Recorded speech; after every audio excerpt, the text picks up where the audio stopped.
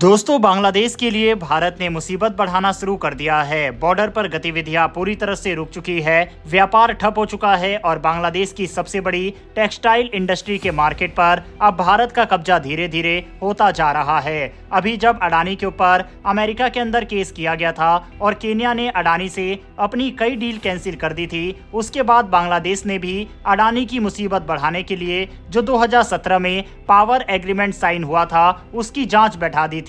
और ये सब करने के पीछे कारण मोहम्मद यूनिस का भारत के साथ अपने संबंधों को खराब करना है। वह चाहते हैं कि किसी न किसी मुद्दे को लेकर वह भारत और पिछली सरकार यानी कि शेख हसीना सरकार को घेर सके, क्योंकि जब से वह सत्ता में आए हैं उन्होंने भारत के साथ अपने संबंधों को खराब करने की ही कोशिश की है और उसका नतीजा अब बांग्लादेश को बहुत बुरी तरह भुगतना पड़ रहा है। आर्थिक संकट की वजह से बांग्लादेश का व्यापार ठप हो गया। भारत और बांग्लादेश के बीच होने वाला व्यापार भी इससे अछूता नहीं रहा। खासकर आयात और निर्यात पर गहरा असर पड़ा है। रिपोर्ट्स के अनुसार भारत से बांग्लादेश को होने वाला बोल्डर और स्टोन चिप्स के निर्यात में 10 से 15% की गिरावट आई है। इतना ही नहीं, अमेरिकी रेटिंग एजेंसी मूडीज ने बांग्लादेश की रेटिंग घटाकर B2 कर दी है और उसे नेगेटिव आउटलुक पर रखा है। इस संकट के चलते न सिर्फ भारत और बांग्लादेश के बीच आयात निर्यात पर असर पड़ा, बल्कि कई देशों ने बांग्लादेश से सामान खरीदना या फिर बेचना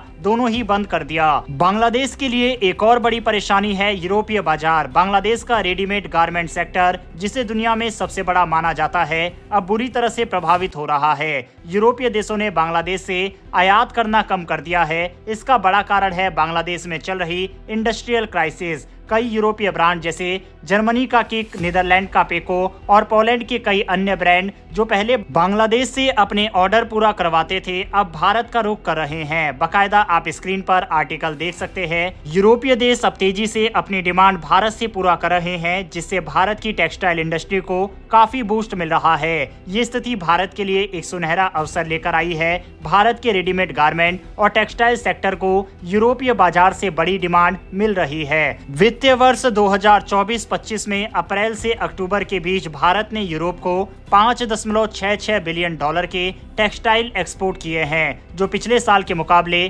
6.4% ज्यादा है। इस बढ़त में सबसे बड़ा योगदान रेडीमेड गारमेंट सेक्टर का है। अकेले इस सेक्टर ने $3.18 बिलियन का एक्सपोर्ट किया है। ये इसलिए भी खास है क्योंकि बांग्लादेश रेडीमेड गारमेंट का दुनिया में दूसरा सबसे बड़ा निर्यातक है। भारत को न केवल यूरोप में पुराने बाजारों से फायदा हो रहा है जैसे जर्मनी और इटली, बल्कि नए बाजार भी मिल रहे हैं। इनमें ऑस्ट्रिया, स्लोवानिया और ग्रीस जैसे देश शामिल है। ये देश पहले बांग्लादेश से सामान मंगाते थे, लेकिन अब भारत से आयात करने लगे हैं। बांग्लादेश के अंदर छाए इस आर्थिक संकट के पीछे जो सबसे बड़ा कारण है वह है राजनीतिक अस्थिरता।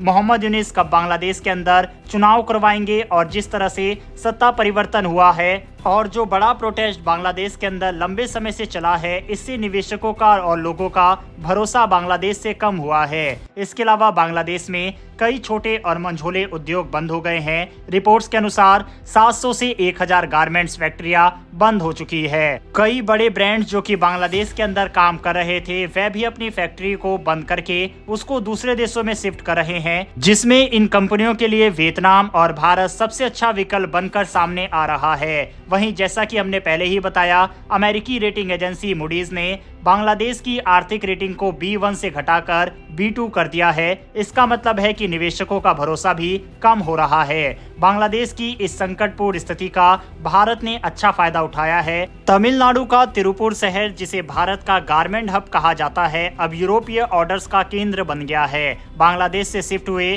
कई ऑर्डर्स अब तिरुपुर में पूरे किए जा रहे हैं। बांग्लादेश को इस स्थिति से बाहर निकलने के लिए अब सिर्फ भारत के सहारे की ही उम्मीद है। बांग्लादेश के लिए अब भारत ही आखिरी उम्मीद बचा है। बांग्लादेश को न केवल आर्थिक मदद की जरूरत है, बल्कि व्यापार को फिर से पटरी पर लाने के लिए भारत का सहयोग भी चाहिए। फिलहाल भारत बांग्लादेश की मदद करने में जरा भी इंटरेस्ट नहीं दिखा रहा। इसके पीछे कारण मोहम्मद यूनिस सरकार का अड़ियल रवैया है और जिस तरह से वहां पर हिंदू समुदाय के ऊपर अत्याचार किए गए, उस पर मोहम्मद यूनिस सरकार ने कुछ भी कदम नहीं उठाया। इस वजह से भारत बांग्लादेश की कोई भी मदद करने नहीं आ रहा, जो कि भारत सरकार का सही फैसला भी है। अमेरिका में बाइडेन सरकार के जाने के बाद मोहम्मद यूनिस अब पूरी तरह से अकेले पड़ गए हैं। अभी तक उन्हें बाइडेन प्रशासन की तरफ से सपोर्ट मिल रहा था, लेकिन जैसे ही उनकी सरकार सत्ता से जा रही है, मोहम्मद यूनिस के फ्यूचर पर भी बड़ा अंधकार अब छाने लगा है। लेकिन जाते जाते वह बांग्लादेश के भविष्य को भी अंधकार की ओर ढकेल रहे हैं। बहरहाल दोस्तों, बांग्लादेश से निकल कर आई इन तमाम खबरों के बारे में अपनी राय कमेंट बॉक्स में लिखकर बताइएगा। इन्फॉर्मेशन और वीडियो पसंद आई हो तो वीडियो को लाइक करके